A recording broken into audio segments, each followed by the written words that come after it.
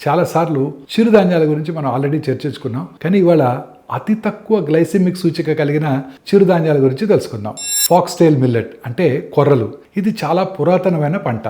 వీటిలో fibre, proteins, amino acids చక్కెర స్థాయిని తగ్గించడంలో సహకరిస్తాయి. ఇక పర్ల్ మిల్లెట్ అంటే సజ్జలు. వీటిలో మెగ్నీషియము, భాస్వరము, ఐరన్ ఉంటాయి. దీనిలో ఉండే ఫైబరు ఆరోగ్యకరమైన జీర్ణక్రియను ప్రోత్సహిస్తుంది. ఇక అరికెలు. వీటిలో యాంటీ ఆక్సిడెంట్స్ పుష్కలంగా ఉంటాయి.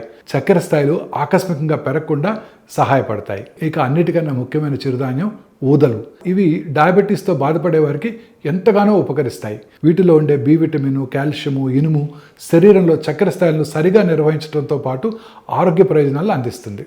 సామలు.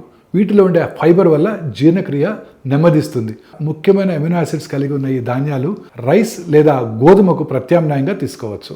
ఇక జొన్న అనేది మిల్లెట్ కాకపోయినా దీనిలో ఉండే పోషకాల కారణంగా చిరుధాన్యాల్లో చేర్చబడింది. ఈ గ్లూటిన్ రహిత ధాన్యంలో antioxidants, fibre, magnesium, iron పుష్కలంగా ఉండి చక్కెర స్థాయిలను సక్రమంగా నిర్వహిస్తూ గుండె ఆరోగ్యాన్ని కూడా కాపాడతాయి.